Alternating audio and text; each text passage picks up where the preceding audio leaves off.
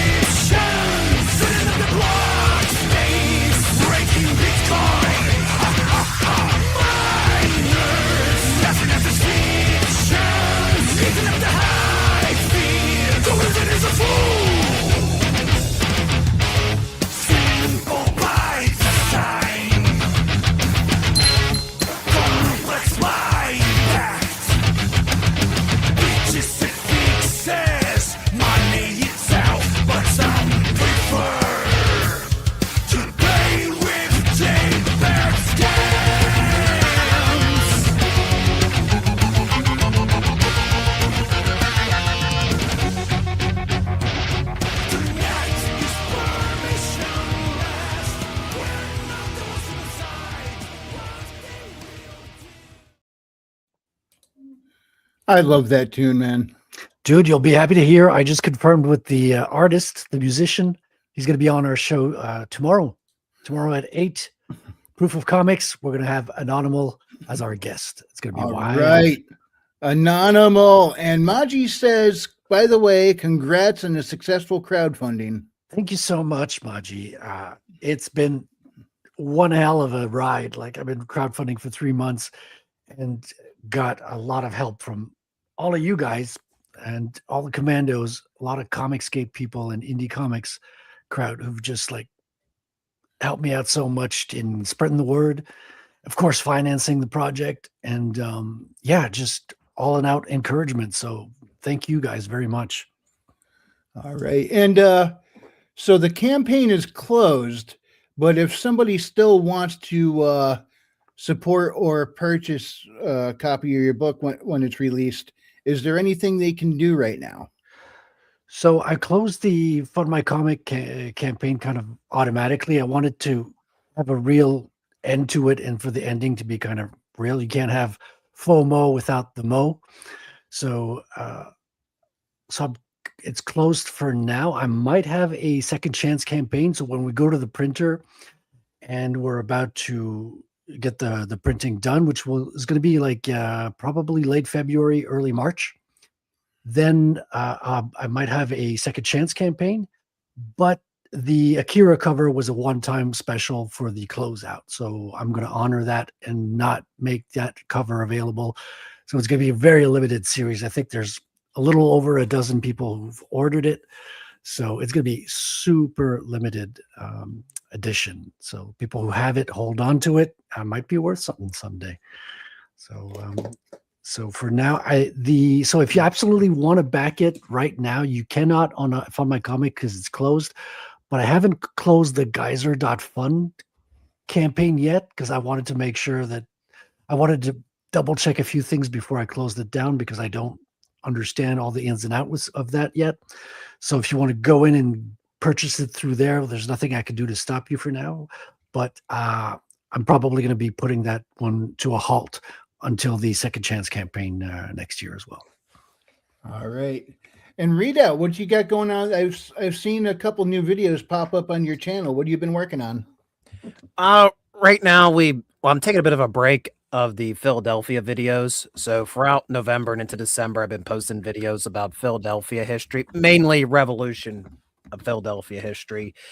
I'm taking a bit of a break on them. I have no, I actually have three videos I could post left. Two of them, though, really aren't tied to Philadelphia. Just the ships we're talking about happen to be in port in Philadelphia, but the history far exceeds it. Then there's another one, which I don't know what I'm going to do with it. I did some B-roll filming around very quickly where the president's mansion used to be in Philadelphia.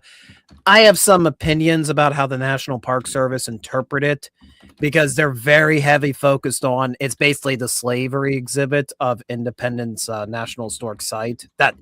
That's what it is. And I'm like, that's important to talk about, but also we're just like, is there nothing here about like the president being here? Nope, nothing. I'm like, Wow. These are the foundations of the president's mansion. It's like, nope, it's just all about slavery. And I'm like, I get there were slaves in this house, and it's not good what George Washington did, basically breaking the Pennsylvania law, cycling out slaves from Virginia and Pennsylvania. But also, I'm like, can I learn about some of the big events that Washington and later Adams had to make decisions about in this room? This was the first White House, essentially. So I have B-roll of the exhibits they have there. And yeah, some of the exhibits aren't like, they're like the one part of the trip to Philadelphia. I'm like, yeah, this is what I expected, where you have all these supposedly high-tech exhibits and they're all busted up by people who don't appreciate history and, you know, people who are just living like vagrants in the Independence National, or whatever you want to call it, the Independence Mall.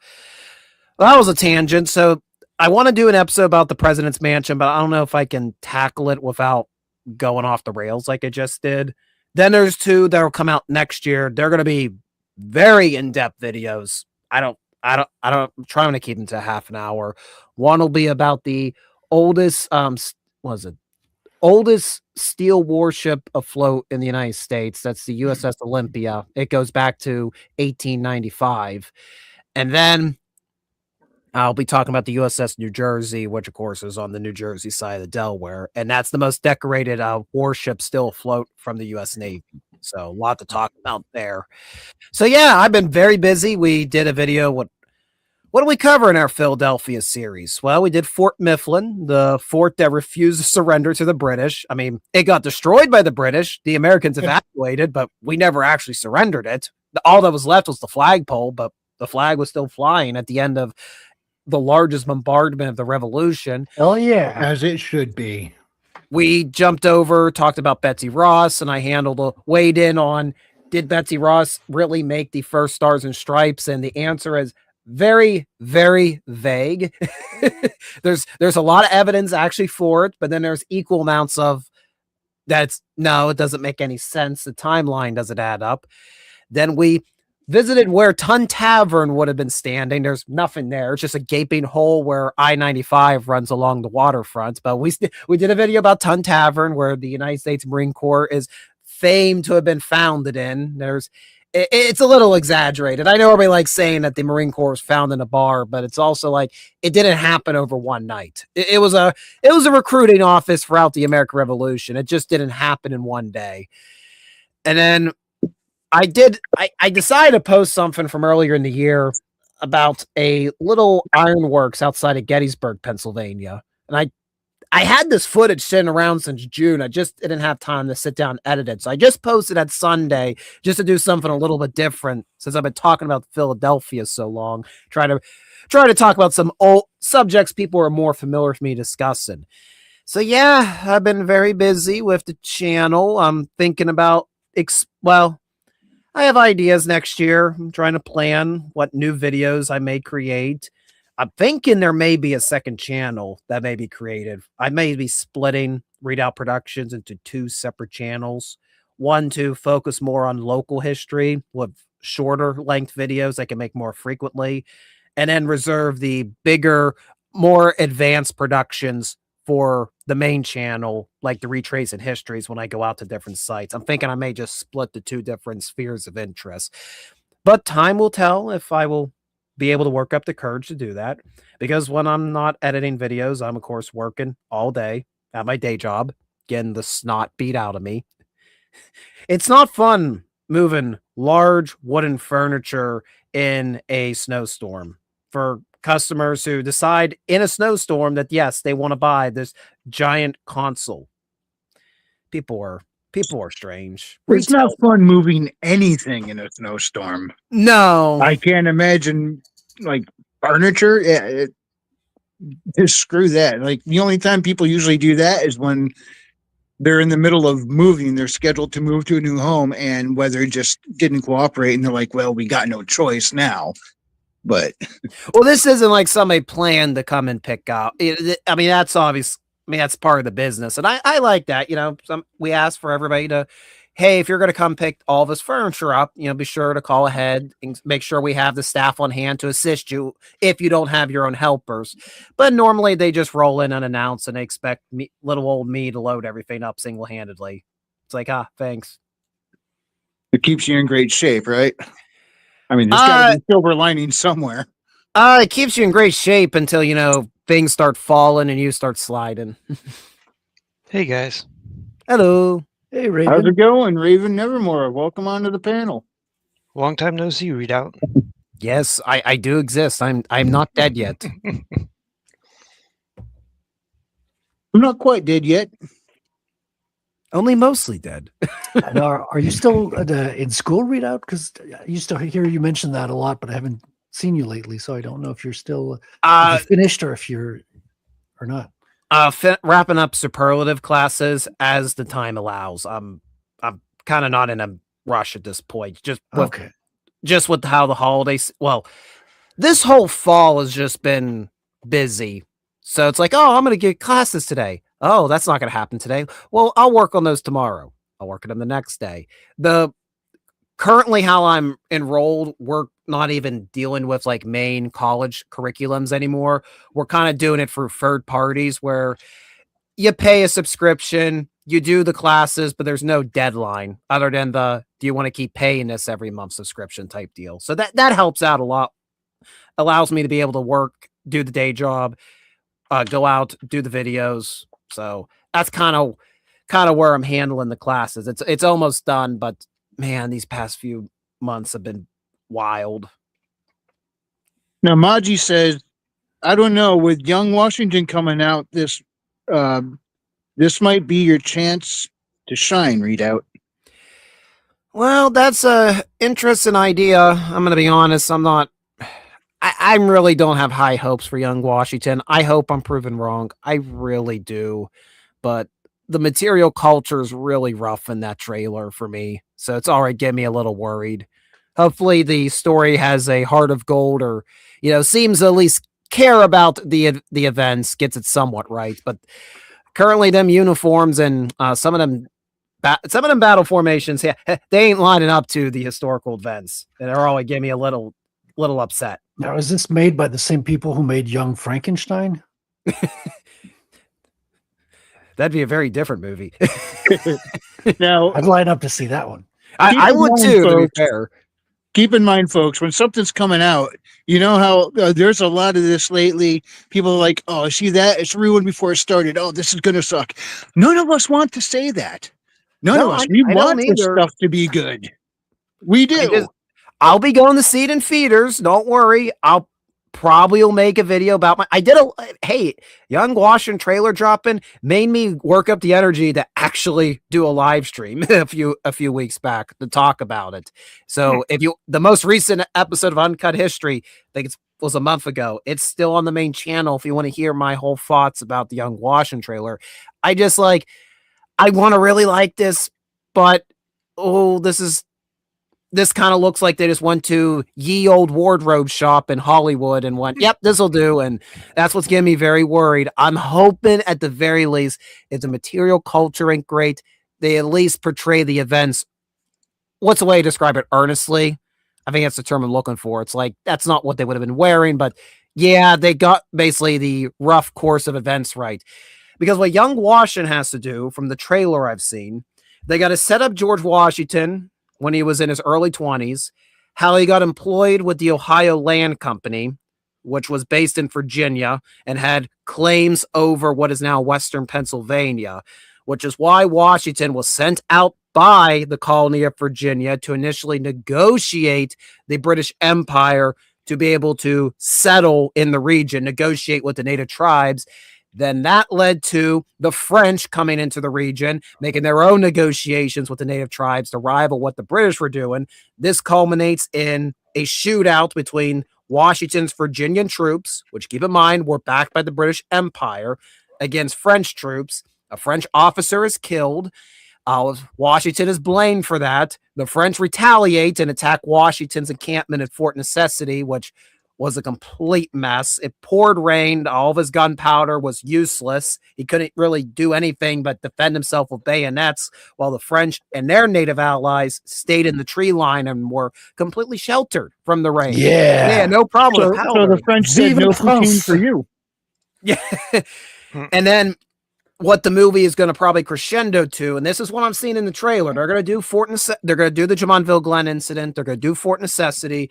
And then Washington at this point was basically disgraced.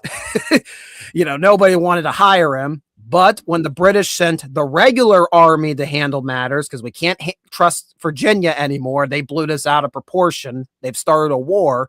When they send General Braddock over, Braddock invites Washington on as a volunteer aide, which was very lucrative, not in money, but the fact that you're going to get to be under the wing of this high-ranking British officer that's coming to basically conquer the Ohio country for the British. Hey, it's going to look really good for your records if you're part of this successful campaign. Unfortunately, we all know Braddock is not remembered for a victory, but for a defeat. He did not do well fighting in the wilderness against the French and natives. And Washington is actually forced to take charge of the whole British army when the general was mortally wounded during the battle. And that's what the movie is going to likely discuss. It's going to talk about Washington being sent first out as an envoy, then his involvement at the Jumonville Glen incident and Fort Necessity, triggering the 7 Years' War, as it's known in Europe, and then culminating with his involvement in the Braddock campaign.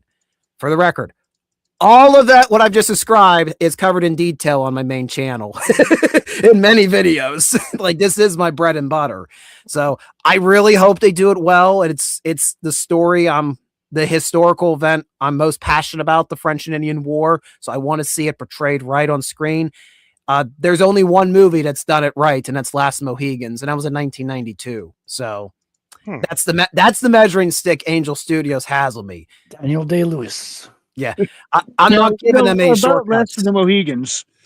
Now, I noticed it was spelt with a C, but the Mohegan tribe where I live is spelt with a G. Are they two different tribes? I don't believe so. I do believe spelling can change depending where you are. Like, the Mohegan name has been spelled in a few different ways. It may be, though, because I think it's based on the book title. yeah, I think the book title may be very Anglicized. So I'm looking briefly. So you have Mohican, which is like the last of the Mohicans, and then you have the Mohegan, which is what Wrangler's referring to, and it is listing them as separately. Although they are both in the same Algonquian. I think they're both. Are they both Algonquian? Let me see. Well, I know around here the Mohegans and the Mashantuckets, they're both Algonquin tribes. In fact, really the only difference between them, ethnically, they were pretty much the same. What separates them is what we nowadays call the Thames River. I would say I'm just really looking at the Google. Yeah, very highly appreciated source here. It seems that the Mohegan with a G, they're more centered to toward the East Coast, like Connecticut, where the Mohican, which are from the famed story, they're more centered in the Hudson River Valley up in New York. But there's probably a lot of similar dialect linguistically between the two. It just probably they've fractured over time and, shared a similar name, but, grew distant apart. Yeah. I think pretty much most of the Northeast, they were all Algonquin, weren't they? No. So you had the two big, I guess you want to say two big, languages. You had Algonquian, and you had what they would call Iroquoian. Okay, Algonquin is primarily the East Coast, the Upper East Coast, I think, right? So Or is it Algonquian's Delaware, I much think, more was widespread. Algonquin. Algonquian's much more widespread. Iroquoian is very central to New York and around Lake Ontario and Lake Erie. But there are some usage of the Iroquoian language similarities if you go down into the Carolinas. Because I do believe, like, I can't remember the name of the local tribes in the Delaware area, but I believe they were also Algonquin. I was doing research. The Delaware were, yes. Yeah, I was doing research on the legends of Pukwudgie, which, believe it or not, yeah, Indians have legends of gnomes. The Pukwudgie were gnomish beings in their mythology and beliefs. So yeah, I was drawing on that to establish the culture of a tribe of gnomes, and I was like, oh, cool. American gnomes, USA. Yeah. Yeah, We there's have some- American gnomes. Yeah, there's a fascinating amount of similarities between different cultures that like supposedly never had any contact with each other. Well, look at the Sasquatch here in the Americas versus the Yeti. I think, is that in the Himalayas? They're almost like described in the same way. It's just like, you got your grizzly bear, you got your polar bear, you got your Sasquatch, you got your Yetis. It's like Yeah, so if snow you wanna- Sasquatch. if you want to hear an even more interesting story about those, during Vietnam, there's stories about various different soldiers reporting on things that look like Sasquatches or Yetis running around in the jungles. That's weird. I don't think my brother's ever been hanging out in the jungle. I joke around saying smoking stunted my growth because I'm 6 feet tall, but then they see my little brother who's 6'8".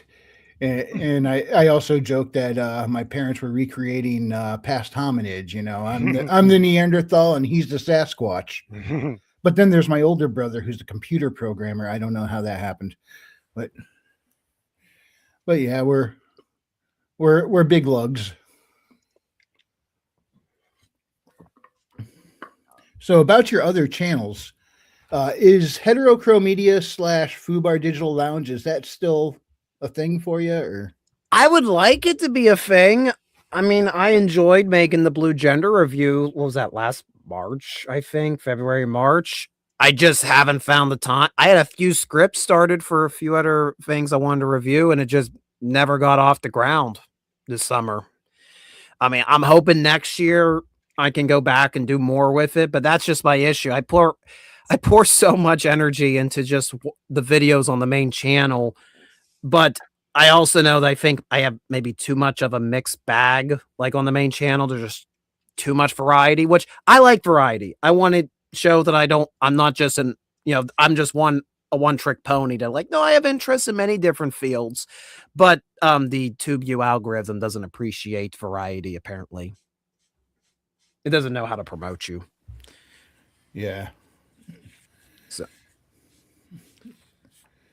Yeah, promotion nowadays can be very tough because everything, I mean, on one hand, it's a double-edged sword. Everything being so decentralized now, that means so many people have opportunities we've never had before. But on the other hand, there's so much stuff going on at once that we don't have a monoculture in this country like we used to. Everybody's broken into their different little subgroups. It's like walking into a high school cafeteria and everybody's at their tables. They got the nerds, the jocks, the goths, the Valley girls, and just the cheerleaders, the chess club. It's just like everybody's got their own tiny little subculture, the bar is so and they know low that- nothing about each other. The bar's so low that everyone has a show. So when you're trying to get, that's the thing with our comic book show tomorrow. We're at on Tuesday evenings, but like a lot of my friends have a show on the same evening. It's like, hey guys, how are we going to get any people watching if we're all competing the same night? Like no one's watching our shows because everyone's out doing their own show at the same time. And the funny thing is, I looked at when everybody I was aware of that I follow or whatever is having shows, and I picked Monday night because nobody else had anything going on that night. And now And they you do. did the same with Tuesday because like the rest of the week, we all knew somebody who was having shows on the rest of the week, but nobody had them on Tuesdays. So you grabbed Tuesday night. And now we all know people who are having streams at the same time.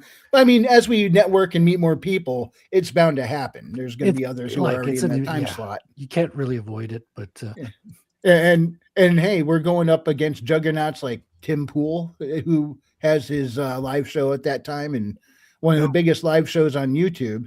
Well, he may I don't be think pulling it's his the live biggest, show. but he's definitely up there.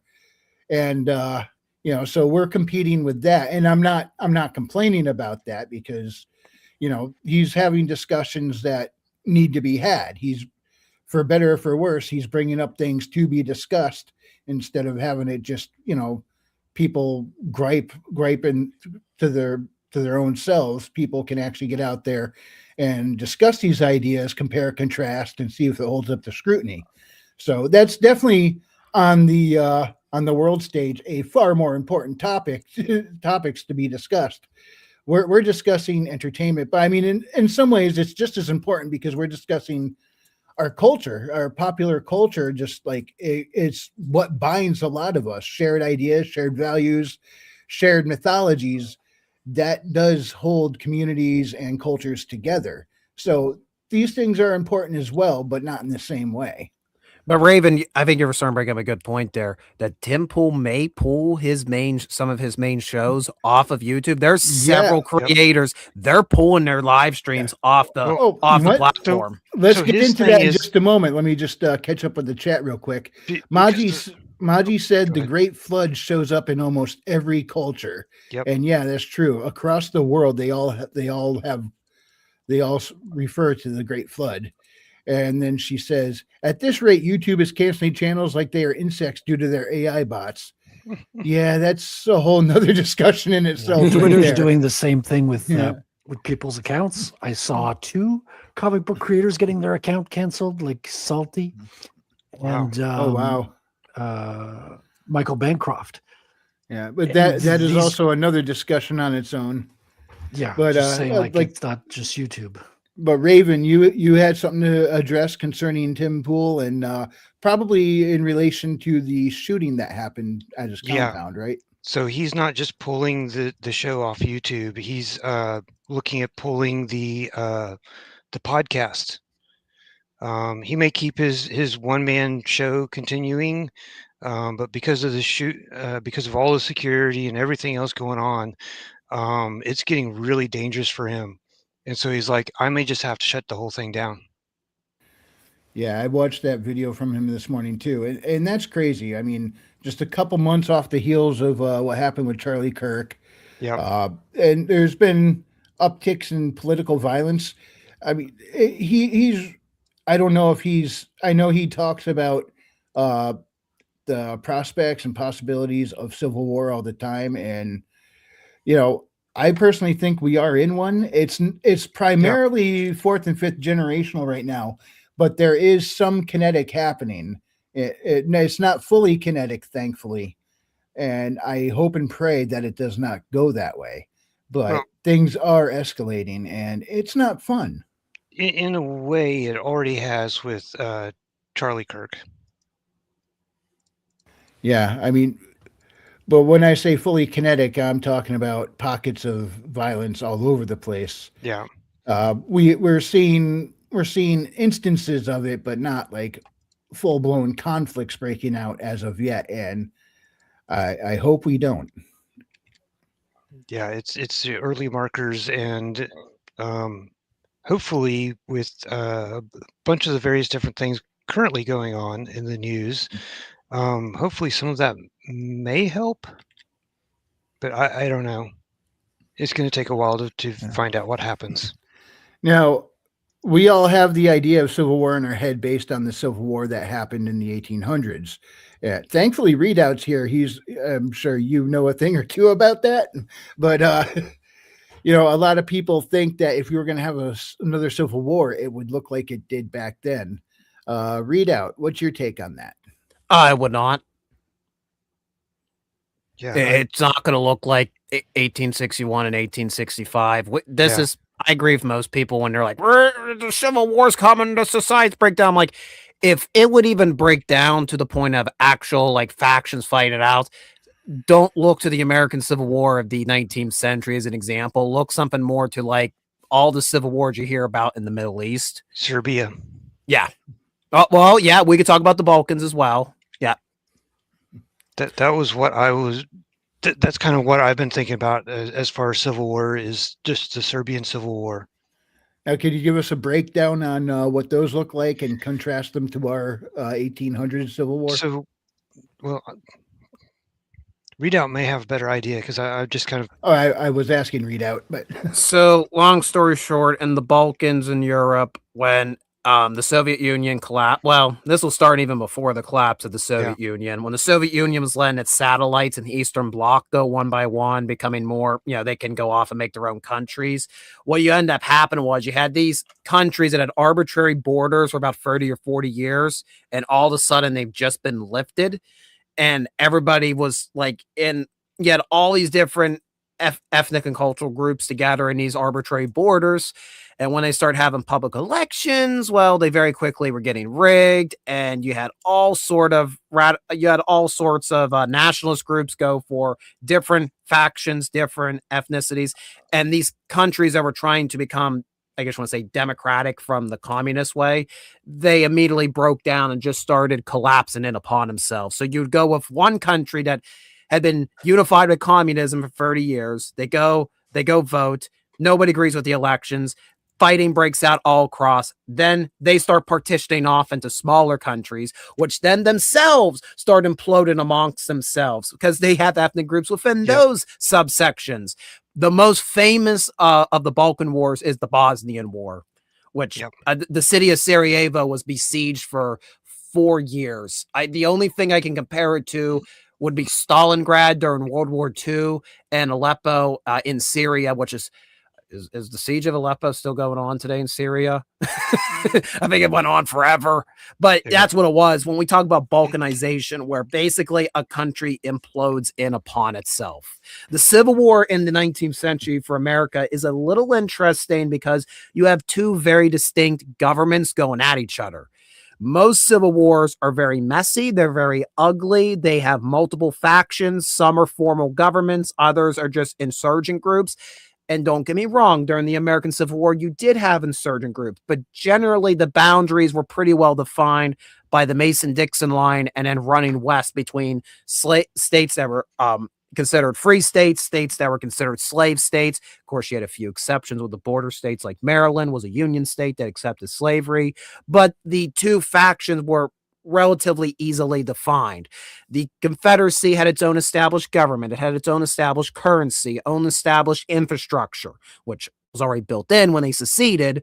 But the point still stands that infrastructure was there. But if what would happen today in the United States, there's so many different groups, culturally different groups, and they're not defined by state boundaries anymore. That's not the case. They are very regionalized and they're mixed in with each other. I think a perfect example would be Pennsylvania. Pennsylvania, as an example, you have two big cities that are if you're getting into politics, definitely lean toward the Democratic Party. And then you have a wide ground in the middle within the mountains, and those tend to be moderate. It depends where you're at, slightly leaning to the Republican Party right now. But you have your two big cities on the west and east side of the state. They control all the politics of the state of Pennsylvania. And then you have everybody else in the middle. So if you had a hypothetical civil war in Pennsylvania, what's going to happen? You're going to have these 2 or 3 landlocked cities surrounded by all these other dissenting groups, and it's just going to completely implode upon itself. I just use it as a hypothetical, what balkanization in a state would look like. I don't want to know what it would look like on a state level, let alone a national level. Yeah, I remember one particular story where I thought it was Serbia, but I could be wrong. It could have been one of the other ones where this guy he was from one particular faction and he didn't know who these people walking around this park were, so they weren't part of his faction, so they were the enemy. He set up his machine gun and he just started shooting away.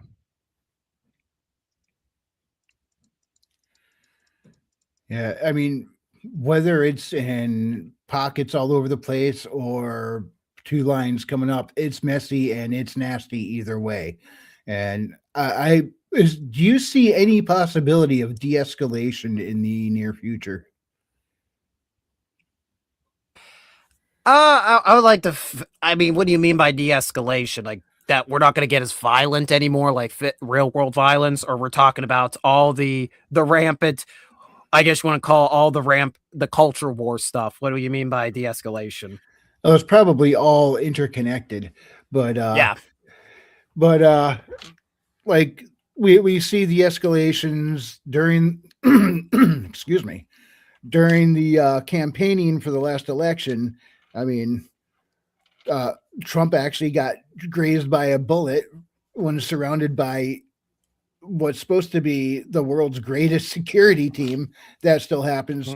Charlie Kirk gets shot in front of a live audience and murdered right there. And I don't have know off the top of my head, but exactly what. I don't have receipts on this. I've heard that there are other politically motivated shootings happening around the country here and there. Like nothing on that scale, but Tim they are Pool going the other on. day. Yeah, Tim Pool.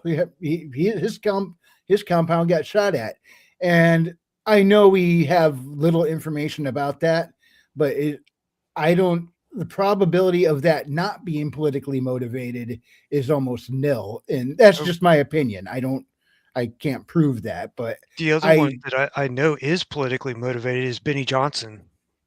When the FBI showed up with the local police and took the guy into custody and stuff, he's been trying to get Benny Johnson to shut up and die or something because he doesn't like what he's saying.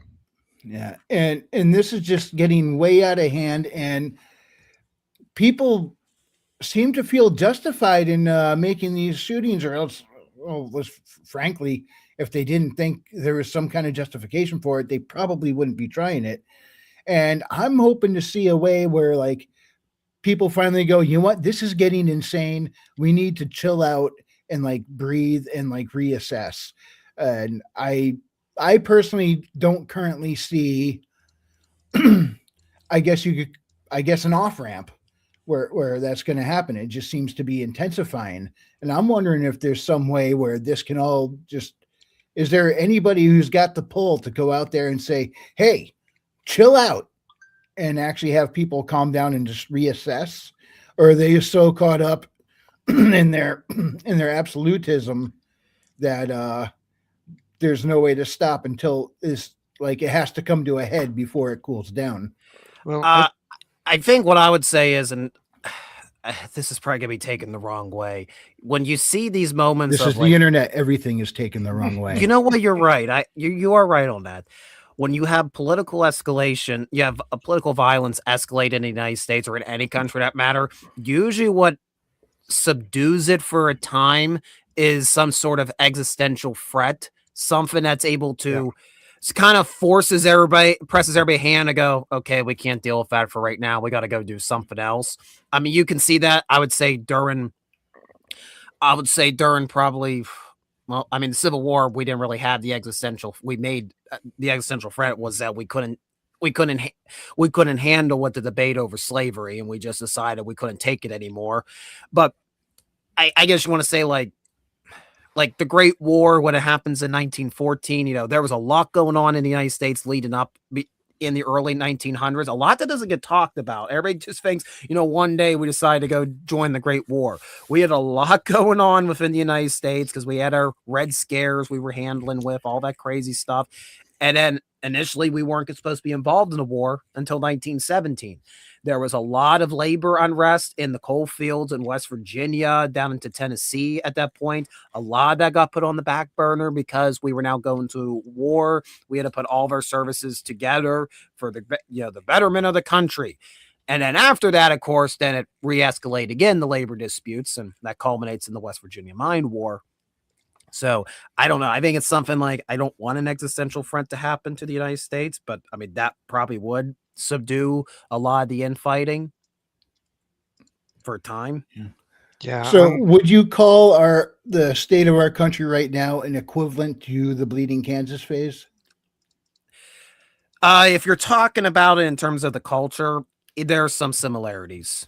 Definitely, when I talk about Bleeding Kansas, I tell people Bleeding Kansas went on since 1854, where you had people literally getting up, moving all the way out to Kansas to go do battle with their ideals. It was the American Civil War, just without an official declaration. People were intentionally going into Kansas to cause bloodshed for whichever side they supported. Either you were... You're either for or against the expansion of slavery, and you were going to fight out. Most people figured it was just an isolated incident and kind of acted like, oh, well, those are just Kansas. It's not going to come back to hit us. And then John Brown came to Harper's Ferry, then Virginia, and tried to raid it. He brought Bleeding Kansas to the east. And though he failed in taking the federal arsenal and armory and trying to incite a slave rebellion in Virginia, what he did exceed was shaking the whole nation and making them realize that, there's the conflict is inevitably going to become national. Now, in about 6 minutes, I'm going to be laying out the Samus's trans issue that's been being pushed all over YouTube the last few days. Speaking of the culture war. Yeah. But question I have for you, Readout. Everybody refers to slavery being the big issue of the Civil War. At least that's the one that sticks in our minds now. Now, while it was a big issue that contributed to it, from what I want to understand, it wasn't the one and only, or necessarily the absolute biggest issue that got everything going. Is that correct? I will still stand to this day that slavery was the major contribution to the American Civil War. Now, by the time that the southern states secede, I think everybody had many, many grievances at that point that went beyond slavery. They had a lot of issues with how federal power had been exercised, not just recently going into the past decades. I mean, the American Civil War was inevitably going to happen the moment that you started having stuff like the Three-Fifths Compromise being established, slavery being taken right out of even discussion when it came to the initial Declaration of Independence. And later, then they had to deal with the Three-Fifths Compromise when they established U.S. Constitution. It always was the can of the slavery debate was being kicked down the line. Now, there's a lot of other things that happen, a lot of stuff with federal powers. Actually, a lot of it has to do with Andrew Jackson's presidency.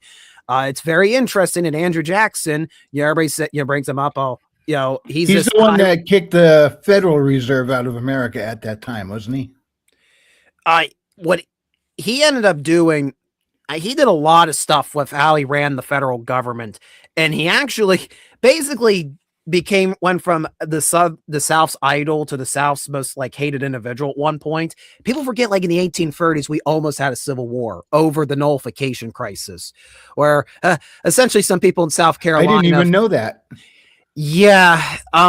Essentially people in South Carolina, and this actually gets roped into about the tariffs in the 1830s, and if you want to know where Trump gets his love for tariffs from, it comes from Andrew Jackson.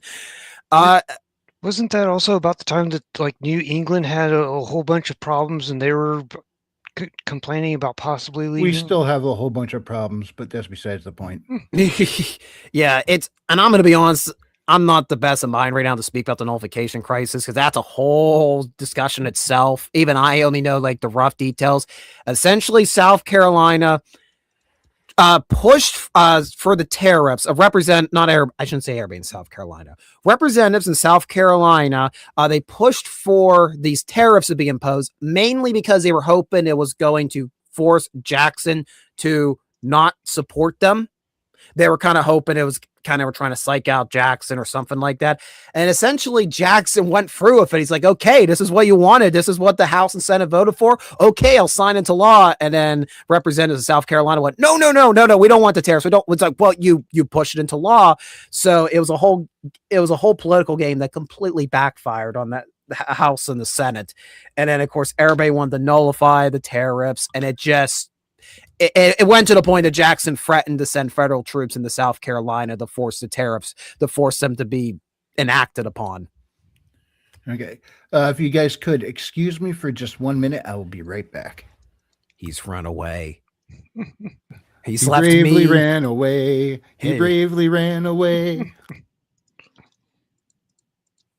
But yeah, you'll see a lot of stuff, arguments over the use of federal powers from the moment of the American Revolution, and it keeps building and building. But that ties in with the slave argument, because there was the debate: is this a federal issue or is it a slave issue? Is this a state matter?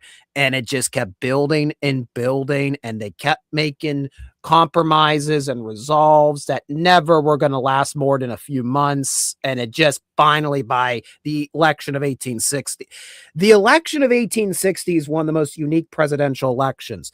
We got 4 different parties running. Now, that wasn't too uncommon to have multiple parties on equal footing, but the 1860 election, nobody really had a significant majority. And I think, like, you really look at the battle lines being drawn there. We know like the Northern Democrats and the Southern Democrats, right? So the Democratic Party fractured in 1816. So you had the Southern Democrats who were full on, slavery is a state matter. The federal government can make no statement on it. They elected John C. Breckinridge. Funny enough, he'd become a Confederate general, and he was former vice president. I think he was the youngest vice president in American history, too. John C. Breckinridge was the candidate for the Southern Democrats. Then you had Stephen Douglas, who remained with the Democrats in the northern states. He was the official representative of the traditional Democratic Party in the North.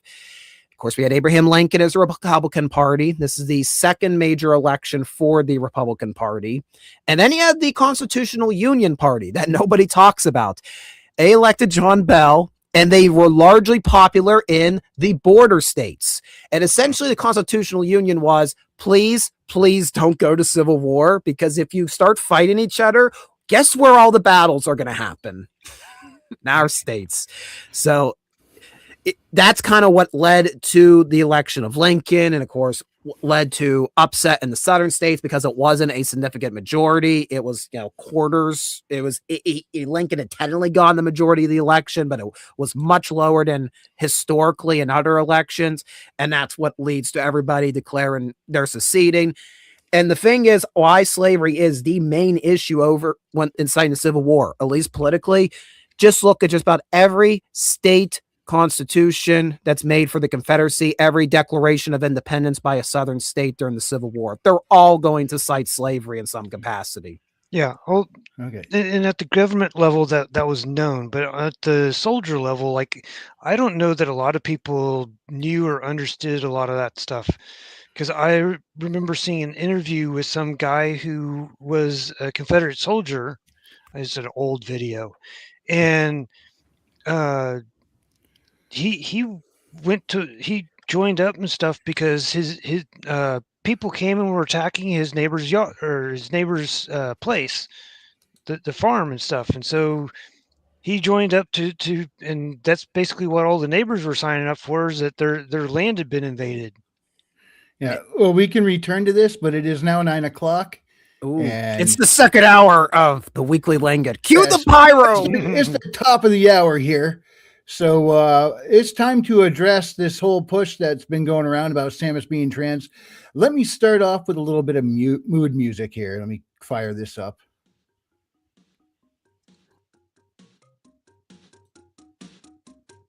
A little bit of a metro going. All right. And we are going to space to address our favorite bounty hunter, Samus Aran. Jewish space laser. I had to play that one. I haven't played that during the stream in a while, just at the end. I had to throw that in there. All right. So first, all over YouTube the last couple of days, the music isn't too loud, is it? I don't think so. Okay. So last couple of days, it's been blowing up all over YouTube that a actress named Abigail Thorne was pushing the Samus trans bit, but that stems back to an article from 2015. So we're going to start with that. I'm going to get some context going, and then I'm going to lay out all the in-canon reasons why this just cannot be true. I mean, if somebody wants to play a game and apply any headcanon they want to the character, that's their prerogative. But in the actual lore and the canon, it just simply is not correct. So we'll get to that. Let me bring up this screen here. All right. Now, this is an article that dates back to September 1st, 2015 by author of the article is Carolyn Cox. And I'm sorry, but just considering that's kind of an ironic name to have considering the nature of this article. But the article is entitled Metroid's Samus Aran is a transgender woman. Deal with it. So the article says, there's been a lot of talk lately about the lack of woman protagonists in video games, but our problems with diversity don't stop there. As one article recently noted, shockingly, there have only been 14 playable black women in video game history. Gamers who aren't cisgendered white men often find themselves lacking characters they can rally behind. Okay, so typical identity politics there. I'm gonna. So just to make sure I understand, she's basically saying that Samus is a man. Yeah, she is. So this is even less representation than before.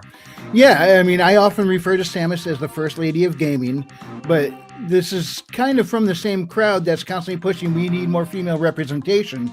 Then they want to take our first lady of gaming and turn her into a dude, which doesn't make any sense to me, but whatever. Okay, the article goes on. Representation for transgender people is equally tough to find in gaming. Both Dangon Ranpa, I don't even know if I'm pronouncing that title properly, and Persona 4 managed to blunder transgender representation. One of the most famous transgender video game characters, Poison from Final Fight, is empowered but blatantly over-sexualized. Characters in stories like this reinforce the harmful idea that transgender women only have societal value in their sex appeal. Now I'm just thinking of that Family Guy scene where all the New Yorkers flooded their town for leaf peeping, and Quagmire went to hit on a chick and found out the chick was trans. He's like, he goes, wait a minute, are you pre-op or post-op? He's like, pre-op. He goes, oh, never mind. But anyway, the article goes on. That's why I'm thrilled to tell you that one of the most famous women in video game history happens to also be a transgender woman. It's none other than Nintendo's Samus Aran. It's true, in 1994, the writers of the official Japanese Super Metroid strategy guide asked Metroid's developers if they could share any secrets about the intergalactic bounty hunter. Hirofumi I hate getting names wrong, Matsuoka, I think that's correct, who helped work on the original design for Samus Aran, claimed that she wasn't a woman, but instead, there's something in Japanese, but the translation is new half. This language has its own issues, but terminology used for gender in the early 90s was as different in Japan as it was in the West. All right, there has been some debate asking if the comment was in jest or genuine. Some have compared Matsuoka's use of new half to the offensive Western term she-male. I didn't even know that was considered offensive. All right. It's possible to interpret this as an ugly joke about Samus's traditionally masculine appearance, as illustrated in the 80s by Nintendo Power, where she is said to be 6'3" and 198 pounds. That is her canon height. She is 6'3", but there's a pretty good reason for her being as tall as she is. Remember, she has been infused with Chozo DNA, and the Chozo a lot of them tend to be taller than humans. Did he mention if she was pre-op or post-op? It was pre-op. See, I figured the reference to Chozo or whatever it was where they came in, where she was like half and half, or not necessarily completely human. if She you was will. born completely human. Yeah, We'll actually address that when I go through. okay. I have a bunch of things to lay out to prove why this just isn't the case. All right. First of all, the guy who said that was somebody working on a strategy guide, not an actual designer. He said he got that from one of the designers, but it's already debated that that was probably him being facetious, or we don't really know. There's language barriers, cultural differences, but this is pretty much the only case from anyone who worked on anything to do with Metroid who has commented on that. In fact, I wish I knew where the article was, but somebody did actually ask Yoshio Sakamoto, the longtime series producer who's been with it since the first game, if that was true. And he said something to the effect of, there's as much chance of Samus being trans as there is a Metroid series game being ported to the PlayStation 2, which we know Nintendo, that does not happen, period. But anyway, looking to negate Matsuoka's remarks, some gamers have pointed to the FAQ on the Japanese Zero Mission site by Yoshio Sakamoto. Oh, this is probably it right here. Co-director of Metroid. There he says Samus being a new half is not impossible, but unlikely. Oh, really? But new half in Japanese is pretty much saying a cross-dresser, not a trans. New halves, from what I understand, they would dress and drag, but they live as dudes. They don't like go around living as women. And let's see, but unlikely. Others have pointed to Samus's portrayal as a child in Metroid Zero Mission, Metroid Other M, and official manga is proof that she's actually a cisgender woman, blah, blah, blah. This is where we get into the uglier world of cis-normativity and transgender erasure. Over the years, Nintendo has slowly altered Samus's design into a petite blonde woman with large breasts. What's wrong with that? Now, she's still 6'3". Finding her sexually attractive, some gamers are flat out uncomfortable thinking about her as a transgender woman because it conflicts with the lore. That's why, and I will lay that out. Well, anyway, that's the original article. But a few days ago, here we go. Here's the article by Sam Woods, published 3 days ago. Baldur's Gate 3 actress wants Nintendo to canonize popular fan theory that Samus is a badass trans bounty hunter. And pretty much refers back to the article, pushing for that. And I'm going to drop both these articles in the chat. Let me just copy paste these, and then I will lay everything out. Okay. So that way everyone watching now or in the future can reference those articles and see for themselves to make their own choices. So I'm gonna have to put these in the description as well after the show so they can be accessed on the replays. Let's see, paste. Boom. All right. Links to the articles are in the chat, and like I said, I'll reapply them to the description afterwards. Okay, but yeah, there was a push for that on Zelda too. I guess they wanted Hunter Schafer to play the role. But anyway, why is this incorrect? Let's go into canon chronologically, and we're going to start off with the Metroid manga. Here she is at 3 years old. Now, this is in the game timeline.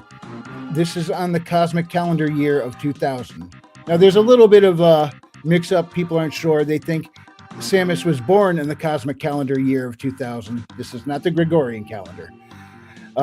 And she's 3 years old here, which would make it 2003. Or she is 3 years old in cosmic calendar year 2000. I'm just going to go with she's 3 in the year 2000 for simplicity's sake. So here she is, and yeah, she has short hair, and some folks may say, well, that's starting to look like it might be possible she's really a dude. But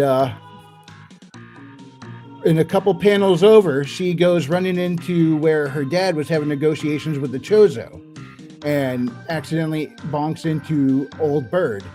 Well, after they become acquainted here, she says she could use some help from him, grabs his hand and drags him off in the middle of negotiations where Old Lord tells Grey Voice, continue the negotiation without me. What does her dad say when that happens?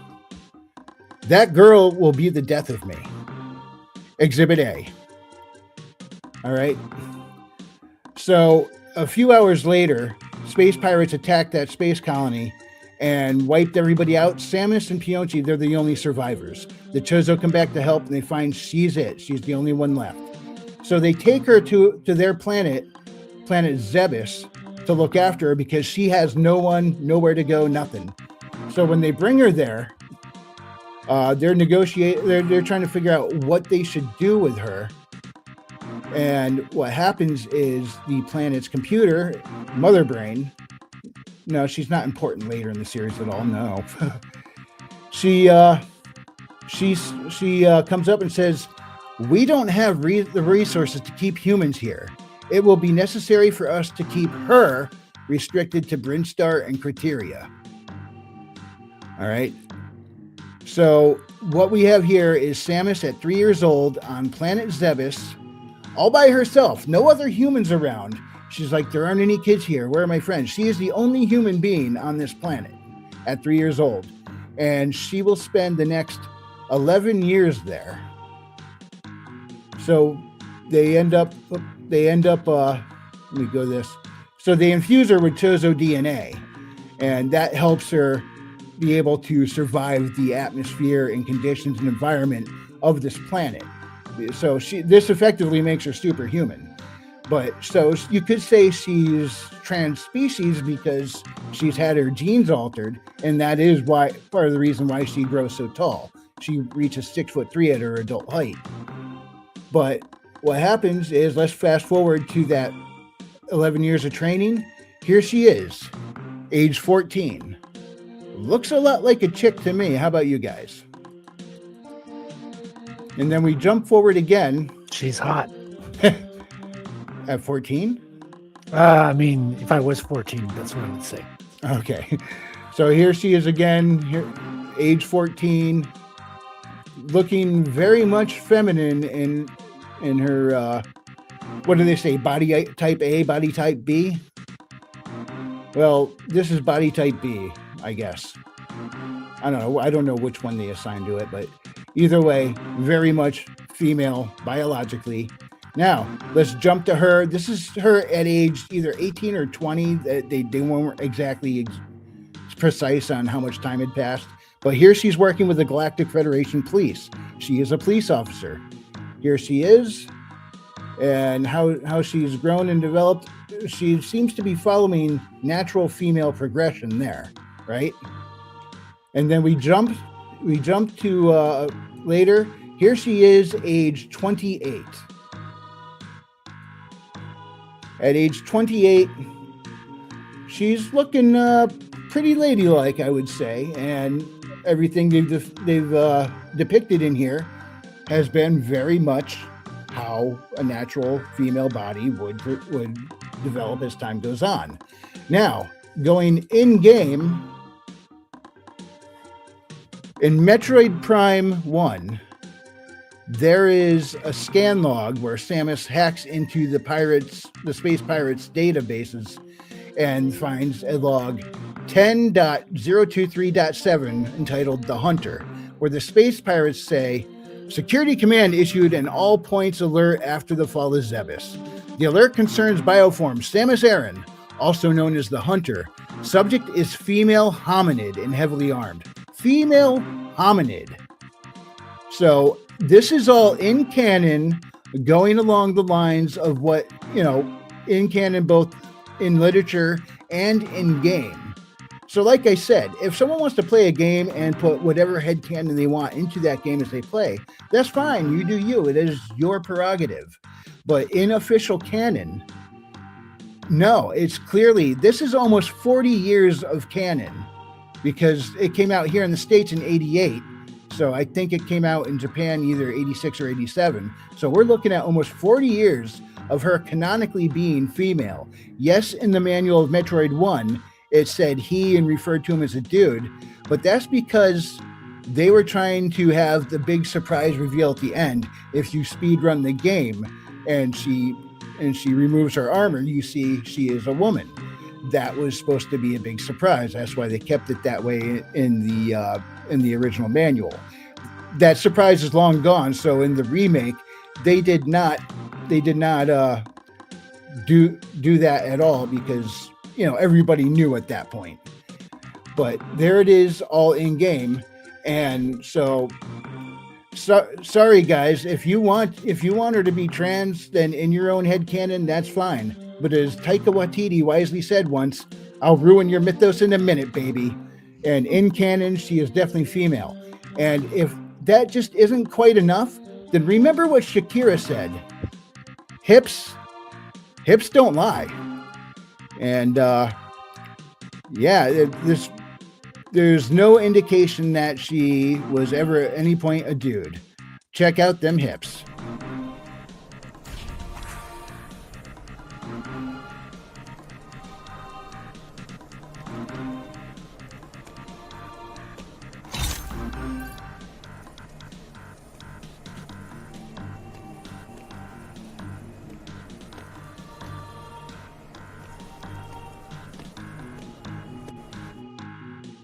I don't see any. She's got the catwalk as well. Yeah, I don't see any male bodies walking quite like that. So in canon, she is absolutely a female. She is a real woman. So I rest my case. As a child, when she was by herself, she imagined herself as a pirate ninja boy, and so she became a boy, and then later she became a girl again. So. I'm kidding. All right. The Grand Page has left a couple comments. He says, or she says, I don't know. By the Mary Sue's article's own standards, we don't know Samus's gender because she hasn't told us. Or, crazy idea, we recognize basic biology as a thing, and Samus is a woman. Correct. And he goes on to say, someone tried to claim something similar about Mulan on one of my videos. These people are so desperate for other people to validate them because they can't validate themselves. Yeah. Well, the biggest thing is, if they want to have trans characters in video games, by all means, make a trans character. But you don't take someone who's got 30 plus, almost 40 years of canon, lore, and history and just retcon all that to make 2 or 3 people feel better. Yeah, but I'm sorry. That's we not see how the it works. same problem in comic books as well. They don't want to make their own characters because their own characters won't be popular.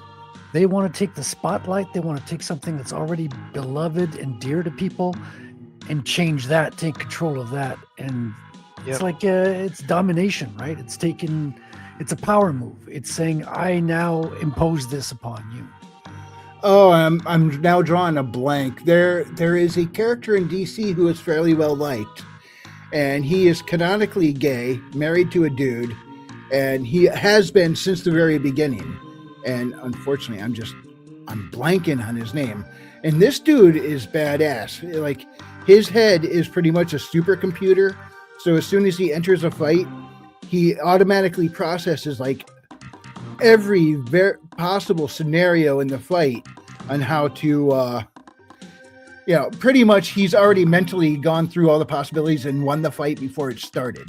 And this is a pretty badass character, and I'm sorry, I'm blanking on his name right now. But he's been, since the very beginning, gay, and, that's fine. He was made that way. He's canonically been that way since day one, and that character did well. You don't have to go and take other pre-existing characters and do that like they did with Iceman.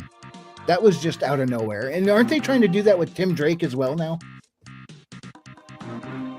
Yeah, they started doing that, and same with Superman's son. It's demoralization, right? It's taking something you already understand and love and destroying it, basically. Yeah. The Netflix version of Samus will be a black man. Well, they did that to Splinter Cell recently. So Yeah. Splinter Cell Wait, traditionally is a white man. Here's the Netflix version of Samus.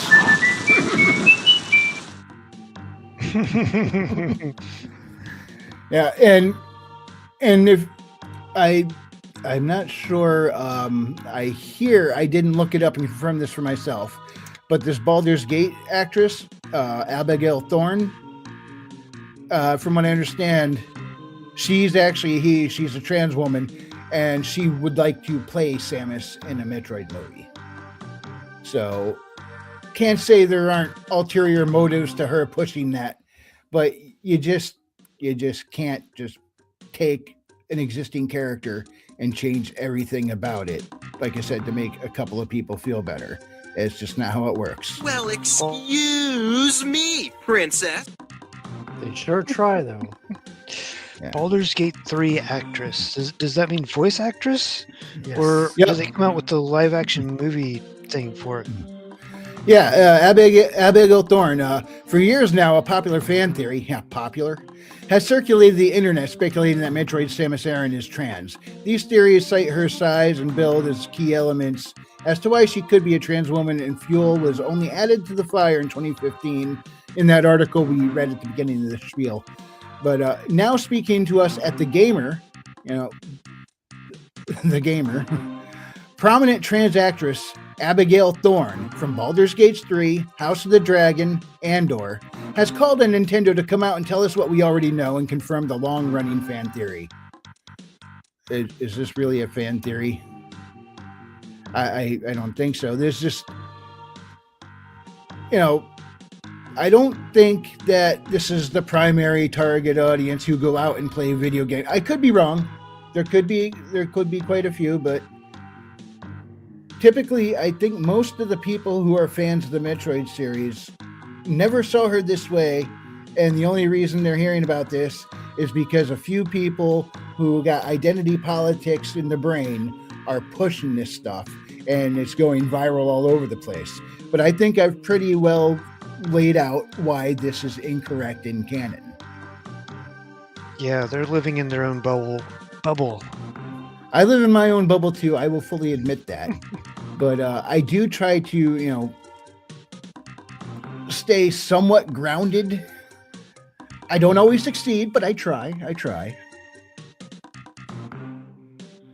But that's pretty much the whole case. If anybody out there in the interwebs or on panel have any questions or any reasons why I could be wrong, by all means, please point it out to me.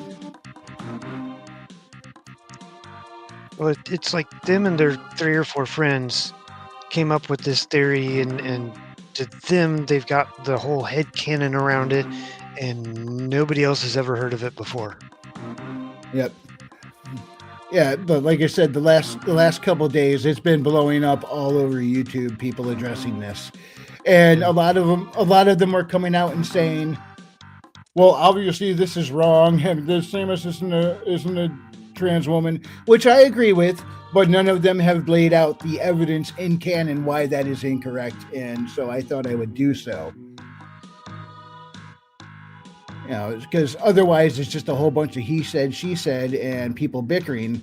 I just wanted to bring the actual evidence as to why. You mean they, them say? True. Oh, yeah.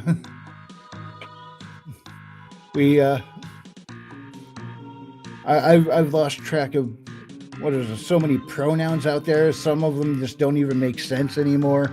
I mean, like I said, people are people. They can do what they want, but it's just factually incorrect when it comes to canon. Zippity zoozah, zippity zay. Just add more as you go and have a good day. MAJI-CHAN says, sadly, Nintendo changes their lore with the money, so it's hard to know. I don't know if they exactly change their lore, but they do change their timelines. Metroid has been pretty steady singular timeline, but if you look at that Zelda timeline, oh boy, what a mess. There's like, I think 3-4 different alternate timelines, and Yeah, some I have of the which Zelda Link is book. theoretically dead.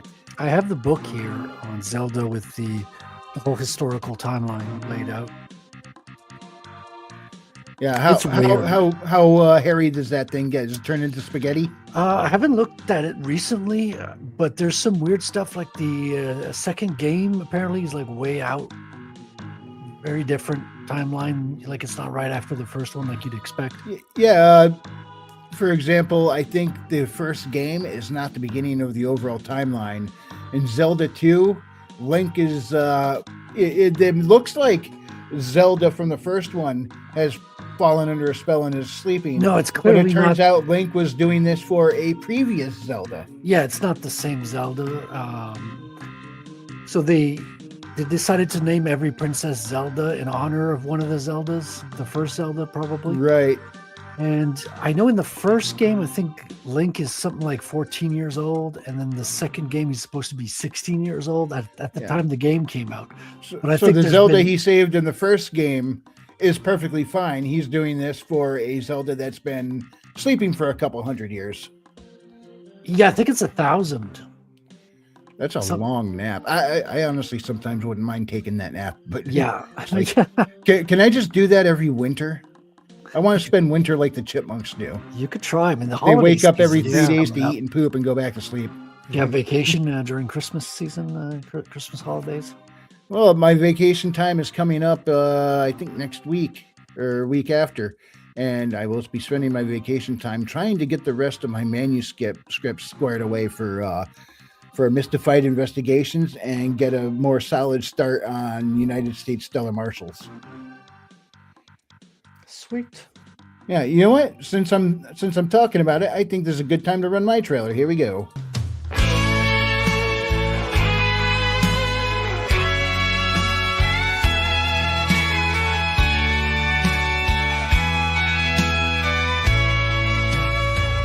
Katie and Elizabeth are back, and this time the Spuds are really going to fly.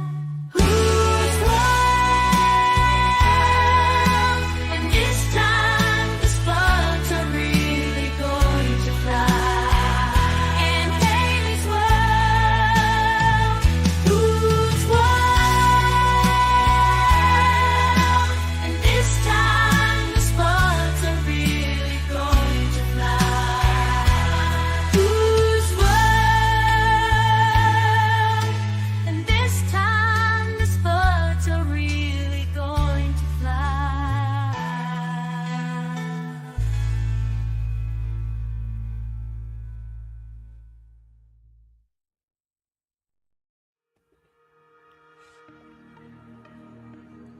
So I've got the Hyrule Historia here. Wow. I actually had 2 copies of these at one point. I had got one for myself and I got one as a gift too. There's a place with the history in it. Let me try to pull that up so we can kind of dissect it a little bit. Maybe it's towards the end, isn't it? Let's go. We got some history here.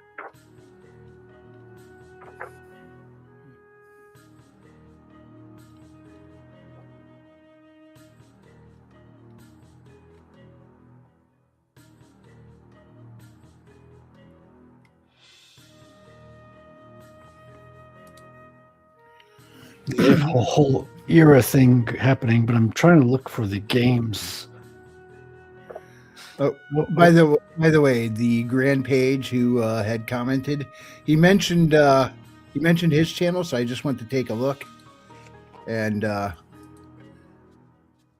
see subscriptions. Are those for? No, those are mine. Okay, I thought I was going to say we got the same subscriptions, but no, that's just a sidebar for my own stuff. But he looks like he's into comics. He's got videos, the State of the Ripperverse, Returning to the Man of Steel, Batman Cape Crusader Episode 1 review. So his channel might be fun to check out. I'm going to share the link to it in the chat. So we've got the Legend of Princess Zelda 1 is in the era of decline. But there's like huge history around Legend of Zelda. Yeah. I've been replaying it. I passed the Legend of Zelda game a couple of weeks ago, and now I'm on the second quest, which I've never played. So I'm looking forward to trying that. I hear the mazes, the dungeons are different. Oh, really? Yeah, the overworld is pretty similar, except they changed some things, like where there used to be entrances to dungeons. They've been replaced. And when you go into the dungeons, excuse me, they've been changed. The maps are different because one of the map makers in the original quest fucked up and only used half of the data, which is the best kind of fucking up because you don't want to use twice as much data as you need. So that's when they decided to do a second quest. They had all this extra space left over after the game was completed. So they created more dungeons and kind of reworked the map a little bit for the second quest, which is a great thing to have. Oh, wow. Yeah, the only Zelda games I played were The Legend of Zelda, and then Zelda 2: A Link to the Past, and then I'm sorry, the Adventures of Link, and then A Link to the Past. I hadn't played any past that. They all went 3D, and I just wasn't interested. Okay, I've got all the details here. So you've got the child era, the adult era, and the third one here that's not named. You have Era of Light and Dark, Golden Era, and Era of Decline. So it starts off with the Link to the Past. Apparently is the first one. Oh, really? Then you have Oracles of Ages and Oracles of Seasons, which I have no idea what that is. Then you have Link's Awakening. That's a game where I think you're actually sleeping or something. Then I think that was wasn't it a Game Boy Advance or a 3DS game or something like that? I think so. Yeah, it's a Game Boy Advance, I believe. Then you got The Legend of Zelda. This is where it falls. And then The Adventure of Link is right after it. Then we dive into Majora's Mask, Twilight Princess, Four Swords Adventures. I'm not familiar with that one.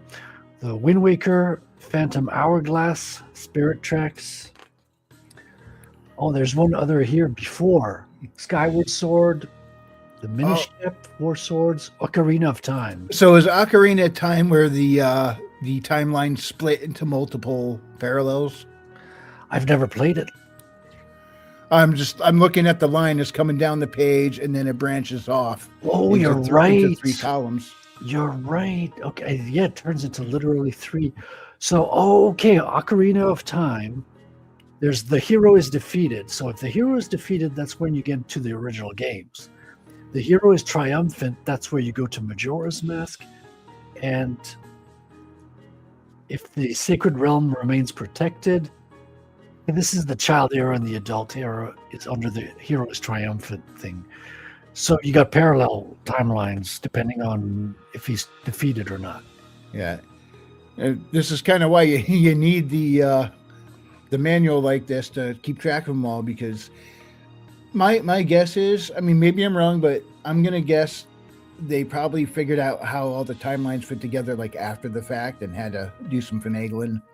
Oh, most likely. I mean, they were not too worried about timelines and sticking close to the lore when they did the first and second game. I mean, the first one, they were actually wanting to do some time travel. Link, that's why he's called Link. He was supposed to be the Link from the past to the future. But and Nintendo's never been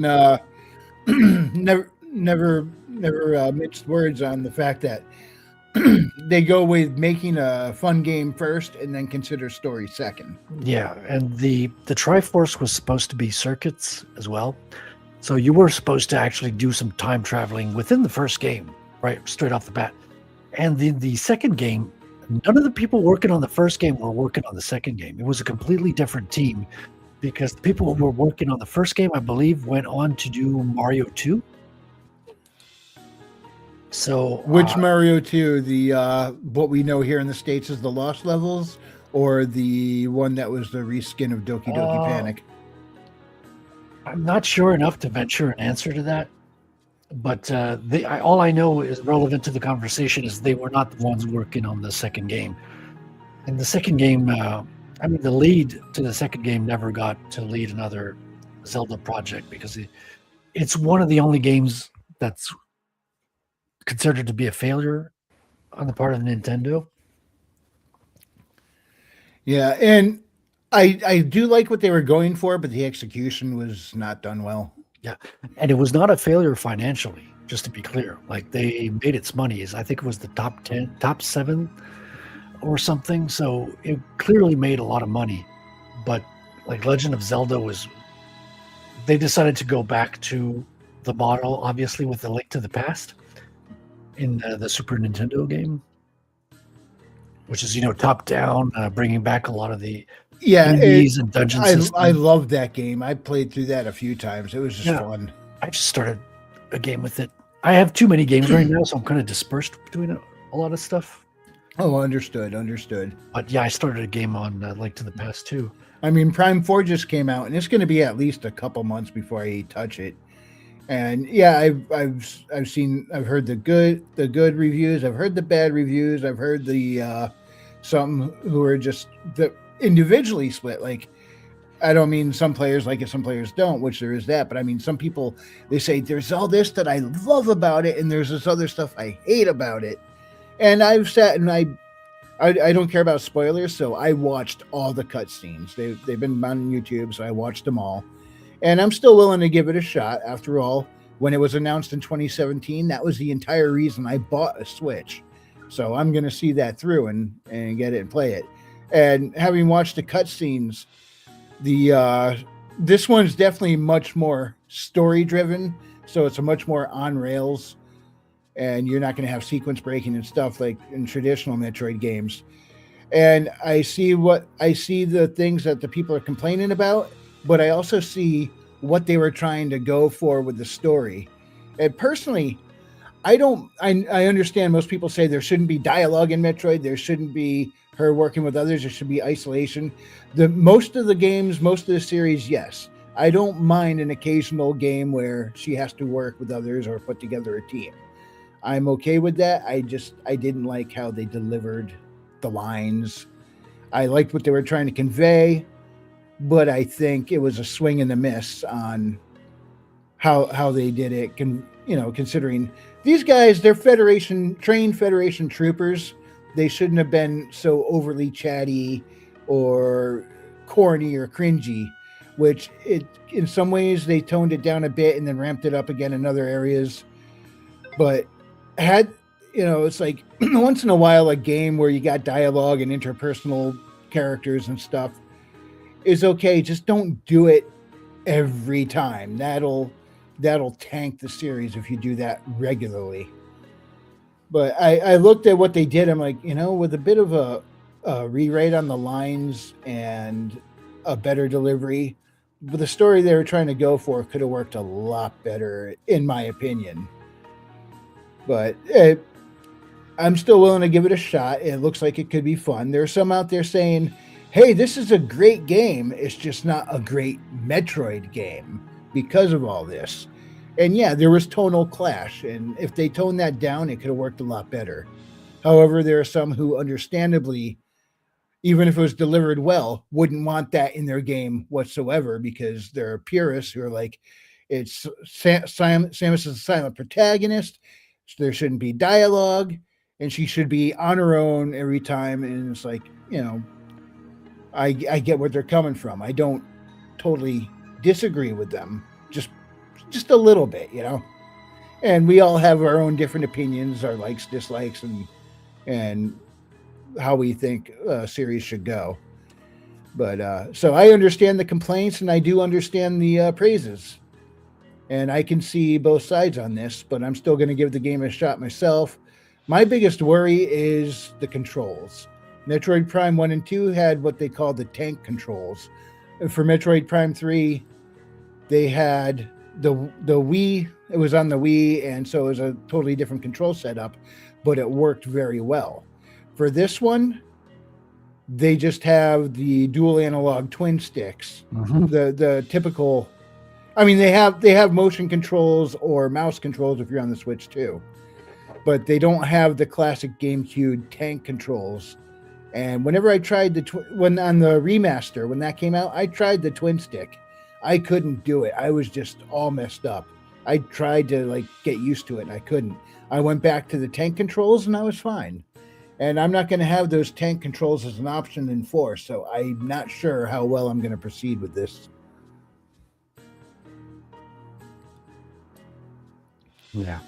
I never got to play Zelda. Well, I take that back. I visited a friend or a cousin or something, and they had it, and they stuck it in the Nintendo thing and loaded it up, and they were showing me a spot, and they go ahead and play with it. And I was like trying to do the controls and stuff, and I was like, I moved the character around on the screen, but I had no clue where to go because I couldn't. It was like trapped in this area or something. That's the whole point. It's a game of discovery, and you are expected to read the manual. So a lot of people complain nowadays, like, "Oh, you don't know, I don't understand anything. It's too cryptic or obtuse." But you're missing the context. You're actually supposed to have the manual and read it before you start the game. And the game was also made in the context that people were going to talk with their friends about the progress they would make, and they would share secrets. So you're supposed to actually go on the internet and like look up stuff. Yeah, back then it was meant to be this. They wanted kids talking to each other in the schoolyard. They wanted it to be a communal thing. It is before the internet, but yeah, I had no clue what I was doing. They wouldn't tell me anything about what was going on. They just and then it's like time was up or whatever, we had to go or something. But I think I got to play Dragon Quest, and I definitely played Bard's Tale. And Bard's Tale was brutal. Luckily, the person that gave I got to play from their stuff. I think they had already leveled up their characters a bunch. And here a couple years ago, I think I got Bard's Tale via GOG, and I tried playing it with all brand new characters. It's brutal. It's brutal. You can have an all brand new level 1 party, and you just get random encounters as you walk down the street. And so you can walk into a group that has 2 sets of monsters in it, and one of them's like goblins and the other's hobgoblins, and they murder your entire party. Yeah, Zelda one's pretty brutal as well. You gotta progress, getting more hearts and more powerful weapons, and even potions to refuel your hearts as well. But the thing is, usually the big baddies, the bosses, are not that hard. It's the damn enemies in the rooms on the way to go to the boss that are the worst, And some of the dungeons are like mazes, and you have to find secret doors.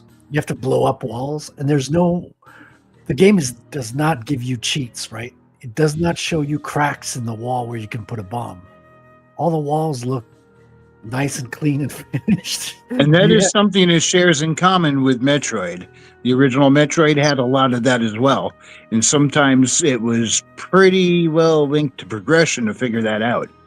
Now, biggest difference, you had overhead view versus side scroller. And that's probably why I took to Metroid so much, because I really like the side scrollers. Oh, yeah. Yeah, well, like Bard's Tale doesn't have like a starting area. It's like just put my party together, walked out of the tavern, and bam, on that first square, random encounter, 2 party members dead, the rest of them badly injured. I have to go back in the tavern and spend the coin that I don't have because they're brand new characters to rest for the night. Funny thing with Zelda is they moved from overhead to side scroller with Zelda, from Zelda 1 to Zelda 2. Which and I think I played Zelda 2 more than any of the other Zeldas. I had friends at school hand me their Zelda 2 cartridge and say, "Hey, can you go through, just get them all leveled up and all the stuff? Don't beat any of the bosses. Just get all the." They just wanted Link beefed up so they could go beat the bosses. So I took it home and I went out into the field, and those little weird glob enemies. I spent a few hours. I spent the weekend just slaying a bunch of them, getting the experience points, and then going into the dungeons, getting everything unlocked, but not actually killing the bosses. So Yeah, it's I handed it back to him, said just run through and beat everybody. it's everyone agrees that it's the most difficult game, and it's the worst game of the bunch. Not saying it's a bad game, categorically, but it is the most difficult and the hardest. Now the thing is, if you get it now on the Switch, like if you get a modern version of it, they now start you with all the spells, and you're beefed up already, as if because when you go through the game once, you can play the game again on easy mode. And when you buy the modern version of the game, they start you off on easy mode because it was just way too hard. They kind of like the developers put it up to the difficulty that suited them as they were playtesting it, but they were like playing it every day for 2 years while they were making it. So they knew the game in and out. And when kids got to it, it was just too hard. It's too difficult. Dragon Quest, I believe, was like a top-down map, kind of like the Zelda Overland map. And then whenever you had an encounter, it would pop up with like a text screen, and it might have a picture of the monster or something. But then all of your combat choices were via a text screen. And then same with Bard's Tale, you could do either top-down map, although it didn't look as good as Zelda, or you were like looking down the alleyway as you were moving forward. Now in Zelda 2, I did not like the top-down map, the overworld map. I thought it was a step down from the first one. And I get it was meant to be more overworld, like not primary gameplay like Zelda 1, but I do wish they would have stuck with a more Zelda 1 style for their overworld. Yeah, And then the dungeons or temples or whatever, I just thought it was bad design. They wanted to have a maze and stuff, but it was just like nonsense, dead ends and stuff. You weren't really getting discovery. You were just trying to find the other end to fight the boss. And that was kind of lackluster. I think if Zelda 2 is a game that could use a remaster or not a remaster, a full-blown remake, because they wanted to have a little bit of those Metroid elements in there when you went into the temples. And if they remade that today, I think it could be a fantastic game, especially for an old fart side scroller like me. Now, the old Zelda games, like you'd have an encounter and it would like zoom into the combat or something, and you would participate in the combat, right? Not in the first one. That's all in the second one. Okay, because like with both Bard's Tale and Dragon Quest, when you got a random encounter, it was like a text screen, like I said, with like a picture, and then your choices were like run away or fight. And then whenever you do the fight, then each character, as it goes through the initiative round, each character would get, and depending upon if they were in the front line or the back line, they could do a melee attack if they were in the front line, or they could do a missile or spell if they were in the back line. It was all like text. Yeah, the original Zelda, the creator hated text, so he tried to reduce the number of menus you had to the minimum. That's why in the first game, the only menu you have is your item selection menu. Zelda 2, they added the menu because you have to use spells, and that was, he hated that as well, that they had to do a minimum of menus. But in the first one, it's just you're literally in combat all the time. So like you're just walking around the world, and you can attack at any time. Like there's no fight sequence. It's real time. In other words, it's a real open world, and it's real time as well. Kind of like Mario in a side scroller, or is it top down? It's top down for the first one. Yeah. Okay. So it's not Mario because Mario's linear. At least the earlier Mario. Well, I mean side scrolling rather than top down. That's what I meant. Yeah, and so the thing with Zelda, the big thing with that game that stumped everybody, a lot of people at the time, that was the whole point of the game, is you don't know where to go. That's that's meant to be. That's the whole point, is you are faced with the, prospect of discovery. You start off on a screen with the door. That's clear indication of the first thing to do is you go in, you get your sword, and now you start to understand, okay, I have to enter spaces, get items to progress. And then you have 3 options to go directionally, and you have enemies in each direction, but they're entry-level enemies, so you get your first contact with the world nice and slow. It's really genius work for the first exploration of games. Most of the critiques I hear today, I think they're just made by pussies. It's not a hard game if you progress slowly and you have a little bit of, because almost every screen has a secret, so it's not like the secrets are super rare and hard to you have secrets almost every screen. So and they're mostly pretty obvious when you start thinking. I've seen people play without reading the manual, without having ever played Zelda. And if you just stop to think and try to, reflect on where things might be, it's pretty intuitive where things are.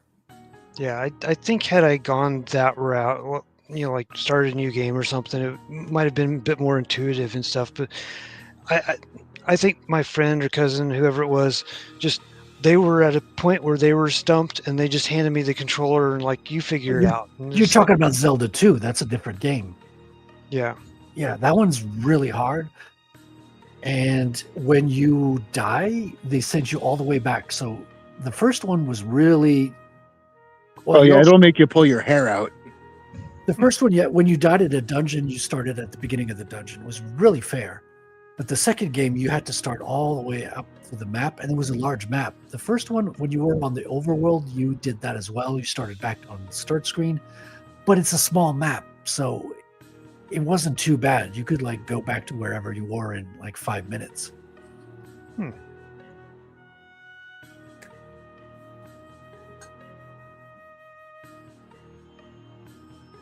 Yeah, one exploration-based game that years ago I got addicted to for a while was Prince of Persia. I'm talking on the computer, the old original one, and that was a lot of fun. It was very much exploration-based and running, jumping, some platforming, doing pull-ups over ledges, and trying to figure out where you're going and how everything works. That was a great game, especially for its time.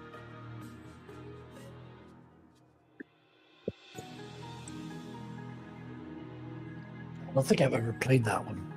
I've seen videos of it, but never played it myself. Well, I was just a straight-up idiot growing up.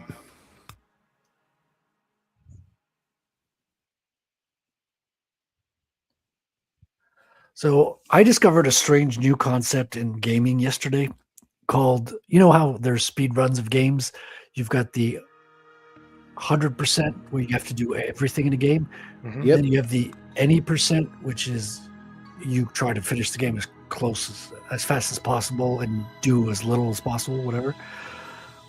Or you do what you want, basically, to get done as fast as quickly as possible. Then there's this new thing called low percent, which is not as focused on time as it is on the number of items you get or the number of things you accomplished. And you have these weird, is it Ocarina of Time? Or no, it's another version of another Zelda game where they found a bug where you're missing a frame when you pick up an item.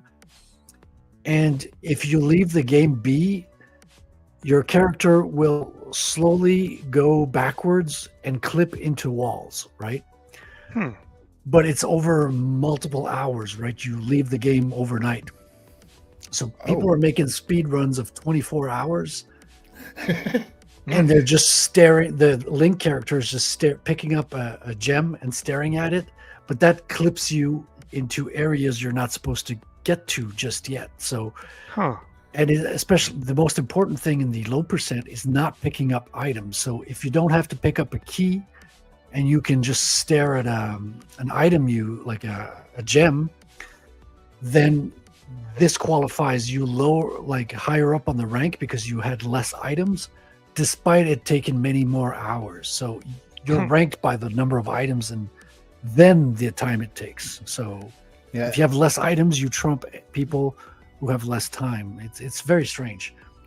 No, there are typically, for the most part, I mean, there are other types of speed runs, but for the most part, you got two types, like you mentioned, the 100% or the any percent. And each of those can be broken into two categories. Glitch free or glitches. We'll use glitches for clipping or doing something they're not supposed to be able to do yet.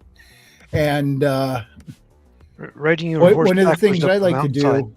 on Metroid Dread, and I'm probably, since I got this new setup, I might plug my Switch in over here and capture card and do a speed run of Metroid Dread on stream one night.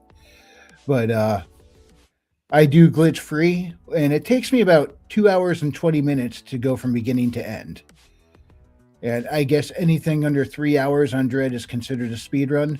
Now, there are ways to do glitch free in like about an hour and 20. I haven't figured out that route yet myself, but I have a route that I do like to run where I could do it in 2 hours and 20 minutes. And Yeah, Herman. Herman! Edge. Oh, you know what that means. We got to play his intro. Gentlemen, we can rebuild him. We have the technology. Better, stronger, faster. The Bionic Hedge. The $6 million hedge. Hedge Austin. You were talking about speed runs? Yeah, so I might plug in my Switch over here and hook up the capture card and do a speed run on stream one night of Metroid Dread. But I actually sucked at trying to get the glitches down, and some of the glitches that they do is like, how did they figure this out? Wow. And some of them are just bonkers. Yeah, I don't know about. I'm not as good as the pro speed runners, not by a long shot. Yeah. But another difficult run that people will do is called the pacifist run. There's only there's a way to get through the game with absolute minimum kills. Like this is the absolute lowest number of kills you can make. So they're just avoiding the enemies on screen. They're supposed to do as little harm as possible. And those are just, you got to be a masochist to do these. I look at them, I'm like, no way. Yeah, there's people in Zelda that that try to beat the game with only 3 hearts. So by never picking up a heart and staying at your starting point of 3 hearts, there's people who play with just the wooden sword, or they don't upgrade or there's people who play without picking up the sword in the first place. So you have to get other weapons, which is just a crazy. I can't imagine trying that one. That is. Well, you have to be a pro. Like you have to basically be really good at avoiding the on-screen enemies, and until you find your first weapon, because, dude, because you have to usually kill stuff to move forward in the game. Yeah, but Herman says, so Wrangler. So did Wrangler go into full drama mode? Oh, yeah. I don't know, guys. Would you consider it drama mode? What I did? Well, I don't know if the word is drama, but you got emotional. Like this is your baby, and you want to defend the identity and the history and the chronology of your favorite franchise. Am I wrong? You're not wrong there. And it I was mean, there are some things I cannot defend. Like, does other M work well in my own headcanon? No, it doesn't. But it's canon. I have to accept that. Like I said, I may also live in my own bubble, but I try to be fairly grounded in it. So it's like, hey, just like Samus is in canon, not at all trans, I have to accept that in canon, other M happened. I am not the curator of this franchise. I have nothing to do with its creation. It's just my favorite, and I have my own thoughts and feelings on it all the time. But canon is canon, and whether I like it or not, other M is canon. Whether the identity politic guys like it or not, Samus is a natural woman. Yeah, well, you went back to the source and pointed out stuff from the comic or the manga, The manga, the games. and so you've got canon that proves the point, Yeah. and you did it quite well. Thank you. To be Oh, fair, yeah. though, I don't think facts are going to change their feelings. True. Yeah, but facts don't care about their feelings. They don't care about mine either. So, I think they're allergic to facts. how is that the problem? Something like that. Yeah, they have a fact allergy. They're fact phobic, I would think. Yeah, I would agree. Yes. Got to take an anti-factamine. Oh God. Anyway, it is about that time. Anything else anyone wants to put in before we start parting plugs? Oh, if you haven't been already, start collecting your nickels, because after the pennies, the nickels are probably going to go next. Give me all the buffalo head nickels. Well, even the new current ones are made of the same material as the old buffalo ones. Oh, nice. I thought they weren't really nickel anymore. Nope. They've not changed the material. The material is the same, so it still has the same amount of copper too. I've been dropping mine in my copper bin. Sweet. All right. Well, looks like it is that time. So let's do them parting plugs. We will start with Readout. Greetings. There's a crap ton of videos you can go watch on my channel right now. I've been working extensively on them.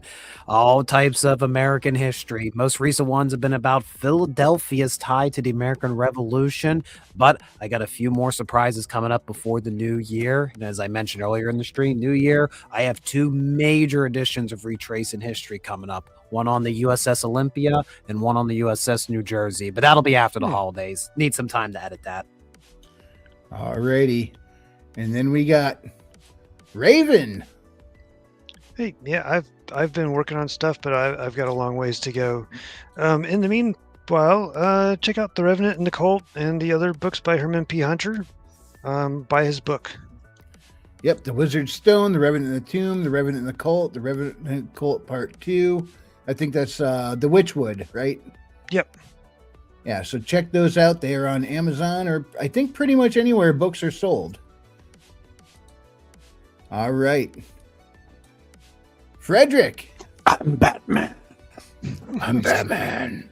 So I just closed my campaign on Saturday, so I'm going to take a break from promoting that just for this week. Congratulations. I'm going to invite you to check out my YouTube stream tomorrow, where we're going to be talking to the musician who did the music for the trailer, and we'll watch the trailer a couple of times. I'm going to end up promoting myself, regardless. But, yeah, I've got a new trailer. We'll be looking at that. We'll be talking with a musician, someone who's like Bitcoin oriented. All his music is made on the topic. We're going to be talking about his journey in there as well, and it's going to be fascinating. So subscribe and check it out tomorrow. All right. And you can check out my stuff on Amazon, Haley Star Bad Kitty and Bad Kitty Haley's World. It's a little bit sci-fi, a little bit fantasy, and a whole lot of fun. So go on an adventure with Haley and Elizabeth and Sabrina as they go through underground complexes and try and find their way through the labyrinth to beat the bad guys, so to speak. And yeah, they got a whole bunch of stuff going on. And also check out my Substack under Frequency Studios. Just drop the first E out of it because somebody else already had that on Substack, so I had to alter mine. But over there, I have a short story called New World Detectives, The Legend of Shalar. Set in the same continuity as Haley and Elizabeth. Sorry, the Haley and Elizabeth aren't in it, but it is connected. People who are in the books, a couple do show up in the story itself, and so you can see how what they did in the books affects the world around them as the LAPD has to deal with some of the fallout. Anyway, that's going to do it for tonight. Thank you so much, everyone, for watching. If you enjoyed this presentation, hit the like, and if you didn't, we appreciate you stopping by. We'll see you next time, and God bless. God bless. Samus is a broad through and through. So is Zelda. God bless. There's actually multiple links. It's not the same link. It could be his genealogy from game to game, you know? But they're all left-handed, right? No, he changes his hand, I think, in one game. Is it the second game, perhaps? So even Link has a black sheep in his incarnation line. Seems that way. There's always one, you know.